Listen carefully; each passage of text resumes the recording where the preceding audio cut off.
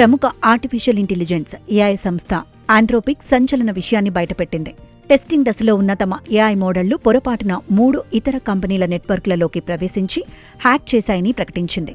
తమ ఏఐ వ్యవస్థ ఇంకో ఏఐ కంపెనీ మోడల్ను హ్యాక్ చేసిందని చాట్ జీపీటీ రూపకర్త ఓపెన్ఏఐ ఇటీవలి వెల్లడించిన నేపథ్యంలో తాము కూడా అప్రమత్తమై సైబర్ సెక్యూరిటీ సమీక్ష చేపట్టినట్లు తెలిపింది. రికార్డులు పరిశీలిస్తుండగా ఈ ఏడాది ప్రారంభంలో హ్యాకింగ్ జరిగినట్లు గుర్తించామంది.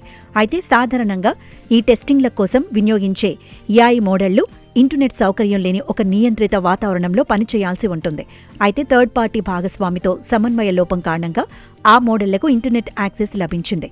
ఈ ఘటనలకు క్లాడ్ ఓపస్ 4.7, క్లాడ్ మైథోస్ 5తో పాటు మరో ఇంటర్నల్ రీసెర్చ్ మోడల్ కారణమని ఆంథ్రోపిక్ గుర్తించింది. ఒక ప్రత్యేక సందర్భంలో ఏఐకి సూచించిన కల్పిత సంస్థ పేరు అనుకోకుండా ఒక వాస్తవ కంపెనీ డొమైన్ పేరుతో సరిపోలిందని, దీంతో ఆ ఏఐ మోడల్ సదరు వాస్తవ సంస్థపై దాడి చేసి పాస్వర్డ్లను చేజిక్కించుకోవడమే కాకుండా వందలాది వరుసల డేటా ఉన్న ప్రొడక్షన్ డేటాబేస్ను యాక్సెస్ చేసిందని తెలిపింది.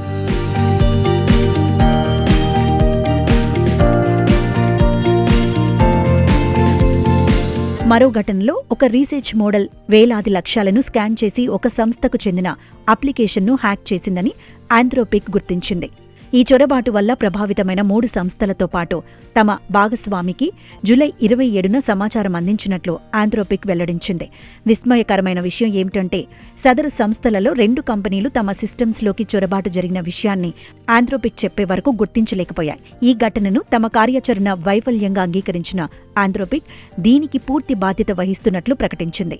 భవిష్యత్తులో పటిష్టమైన భద్రతా ప్రమాణాలు ఏర్పాటు చేసే వరకు సైబర్ పరీక్షలను నిలిపివేస్తున్నట్లు సదరు సంస్థ స్పష్టం చేసింది. అధునాతన ఏఐ సాంకేతికత వల్ల పొంచి ఉన్న ప్రమాదాలకు ఈ ఘటన అద్దం పడుతోందని, పరీక్షా వాతావరణంలో చిన్నపాటి లోపాలు కూడా తీవ్ర పరిణామాలకు దారితీస్తాయని నిపుణులు ఆందోళన వ్యక్తం చేస్తున్నారు. అత్యాధునిక ఏఐ మోడళ్లతో సైబర్ భద్రతకు సవాళ్లు ఏర్పడవచ్చన్న అనుమానాలు కూడా వ్యక్తమవుతున్నాయి.